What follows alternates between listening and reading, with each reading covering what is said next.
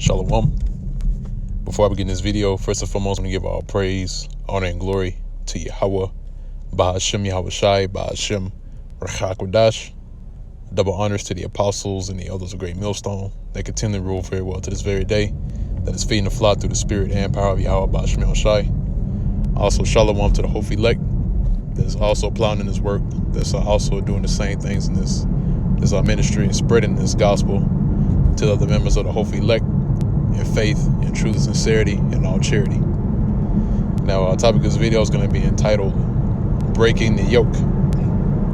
Okay, and what I mean by breaking the yoke, or the process of the yoke being broken, in which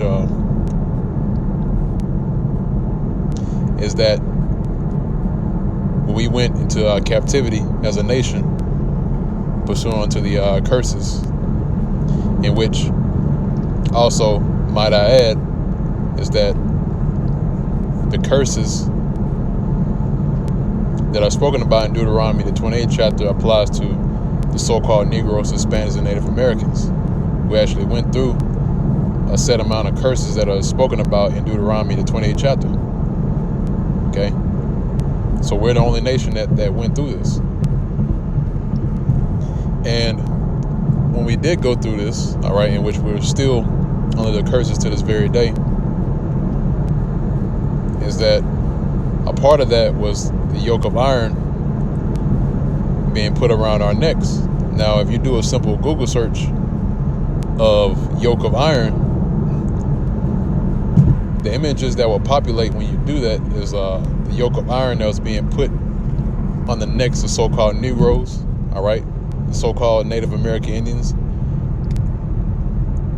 Basically, they were during the time of the transatlantic slave trade, when you had that going on, where you had the yoke of iron that was put around our necks,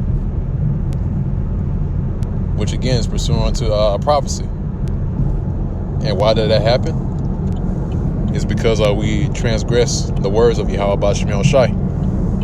That's the reason why it happened. That's the reason why we went through that captivity, because it was our punishment. All right, and our punishment is almost up. But not only were we put into a physical captivity, but also as well, Esau, or Edom, which is the true biblical nationality of the so-called white man, or we like to call him E for a code name. What he's done throughout the course of history up until now was that now it doesn't have to be a physical yoke of iron being put around our necks, but now it's a mental and spiritual yoke that's being put around our necks. All right. And yes, we're still in this man's hand to this very day. You know, we have, that's why you have the tokens of slavery, all right, which that comes in the form of your ID, your social security number, your birth certificate.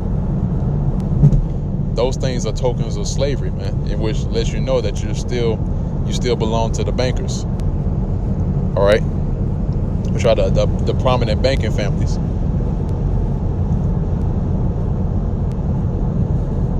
But again, that yoke that's being put on our people is mental and spiritual, and that comes in the form of the doctrine that's being pushed out by these bankers. And really the main vibration that they're pushing out is do as thou wilt. All right, basically pushing out the vibration of lawlessness, you know, that the law of the Most High is not in effect, and that you can do whatever you want to do and not face the consequences of your actions, and to go against the words of Yahweh Bahashem Yahweh Shai, because that's putting our people into a deeper sleep, because they don't realize who their enemy is. They don't realize that they're the enemy, or our adversary, Esau, It's putting them into a deeper captivity than what they can get themselves out of, man. And it's all done by design. Okay? But really, it's a bigger picture behind everything that's going on, which, you know, hey, that's actually a good title for another video, seeing the big picture. Because you do have to see the big picture. Really, man, all in all, at the end of the day, the Most High controls everything. All right? The reason for it is for the purpose of filling out the 2/3 number. So the 2/3 are not going to come back into the nationality no matter what we do. Okay? But I'm going to go ahead and jump into the precepts that I have here. It's Deuteronomy, the 28th chapter, and it's at the 48th verse. It says, "Therefore shalt thou serve thy enemies, which the Lord Yahweh shall send against thee, in hunger and in thirst and in nakedness and in want of all things. And he shall put a yoke of iron upon thy neck until he have destroyed thee." And that's right. So that actually took place during the transatlantic slave trade. It was a yoke of iron that was put around our necks. All right. And we went to serve our enemies, which again is Esau or Edom, in hunger and thirst and nakedness and in want of all things. So if you want your resources, you got to go to the so-called white man. If you want your water, you want your food, you want transportation, all these things that you see today, all these things are given by permission. All right. You know, these things aren't luxuries, man. These things are given to you. Okay, and the people don't realize that. All right. When you're buying something, you're buying permission, or you're buying the ownership of something. Okay, like say for instance a car. You know, when you buy a car from a dealership, you don't own that car. All right, you own the I don't want to say permission, but you have a certificate of ownership, or a certificate of what's the word I'm looking for? It's a certain system that's set up to where you don't have full ownership of a car. It also applies to property. You know, whenever you have a certain property and you say you buy that property, right? But guess what? You got to pay tax on it. Okay? So if you have to pay tax on the land that you just bought, that's not your land. All right? Even though you bought the rights to the property, you still can't claim it as your own because you got to pay taxes on it. Because if it was your own, then you wouldn't have to pay taxes on it. See? And Esau knows this. All right, that's why they have certain programs set in place to where you don't have to pay taxes. And Jake don't even know about that. All right, but why? Because again, you know, it's set up. All right. Now, yeah, so that's it on this precept here. Yeah, so that yoke of iron was put around our necks, but now it's spiritual and it's mental now. All right. Because even if you do, say for instance, you know, you leave America and never come back, the only way you're able to get to another part of the world or across the sea is that you have to have a passport showing you that you know, depicting you as a U.S. citizen. All right, so no matter where you go, you're still a United States, a citizen of the United States, no matter where you go. Okay.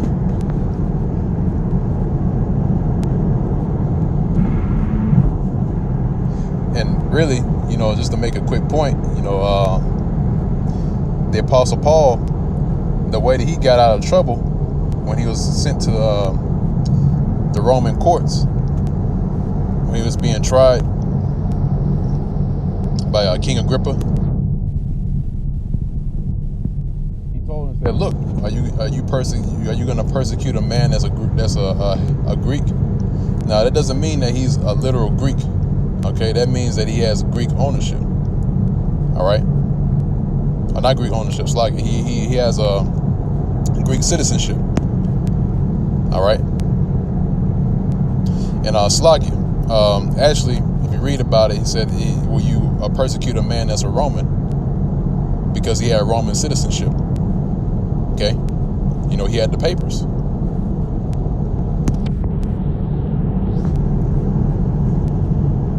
So I'm gonna move on from there. I want to get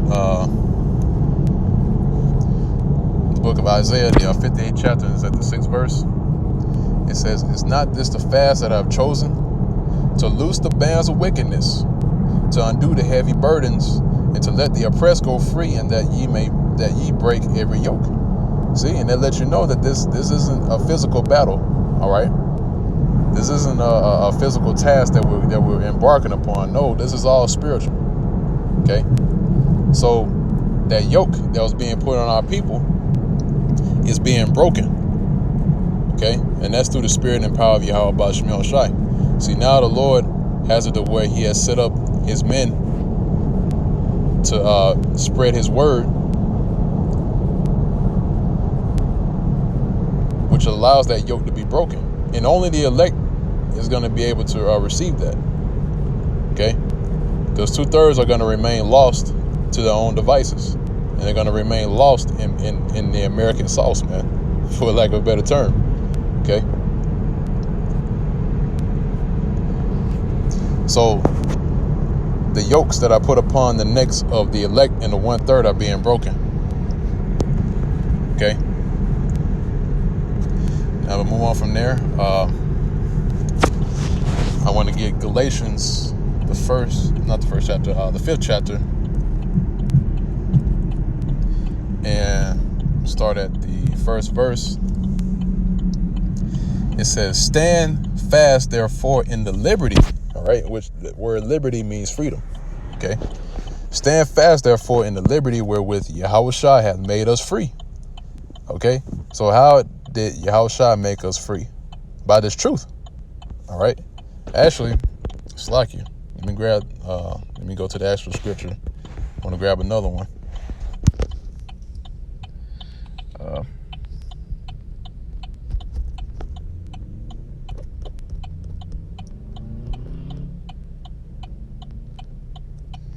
Let's see.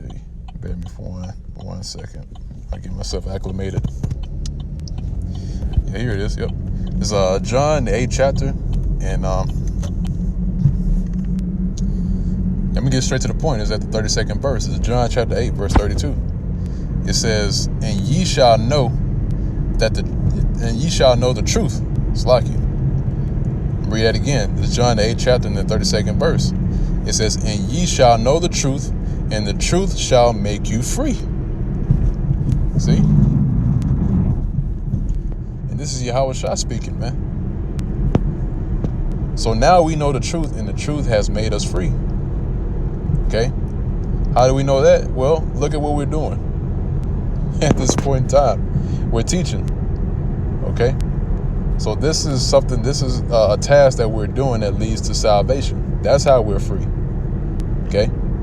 Even though we're not out of here yet, but by this truth is leading us towards salvation, to where we are going to be physically free. All right? So spiritually and mentally, we are free. All right? We're free from the shackles of Esau. Okay? Now, we'll go back. This is Galatians, the 5th chapter, and this is the 1st verse.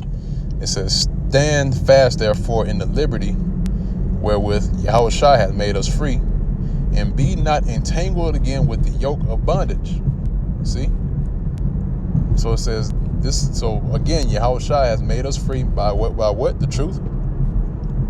Okay. And it says, "Be not entangled again with the yoke of bondage." What's the yoke of bondage? Being entangled back into the ways of Babylon. All right. Because guess what? The ways of Babylon is your slavery. All right. That's why if you go into the scripture where it speaks about the harlot that went about the streets at night and caught the man that was without wisdom or without understanding, and she said she had fine works of Egypt. Okay, and that woman is Babylon, man. And this place, Babylon, is spiritually called Sodom and Egypt, and you can find that in the book of Revelations. So being entangled again within the ways of Babylon is being entangled again within the ways of slavery. Okay.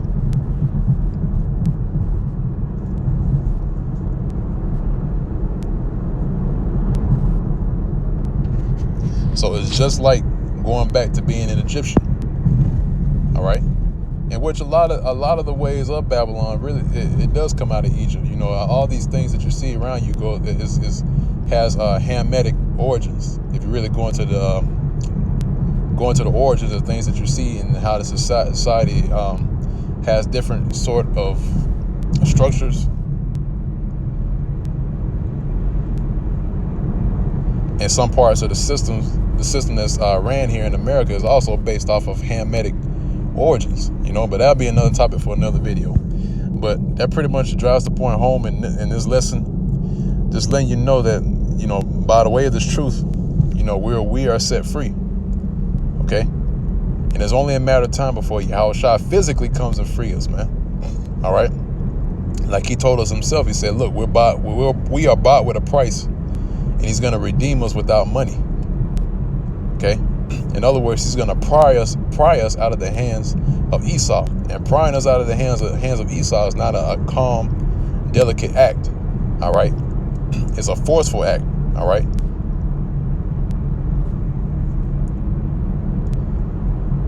So he's going to take us out of the land of America by force. All right? And with violence, man. Okay? Because Esau's not going to let us go, you know, so easy. Okay? He's going to try to fight for his property, which he still look at our people as property.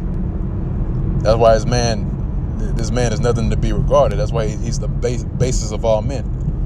But, you know, I'm not going to rattle too much longer on this lesson. You know, Lord's will is edifying to the elect of the nation of Israel. Till next time, once again, I want to give all praise, honor, and glory to Yahweh, Ba'ashem Yahushai, Ba'ashem Rachakadash. Double honors to the apostles and the elders of great millstone that rule well to this very day. Also, shalom, peace of safety, and salutations to the hopeful elect that is laboring his work and his labor of love. Giving your diligence to make your calling and election sure, and faith and truth and sincerity and all charity. And with that, I'll say shalom.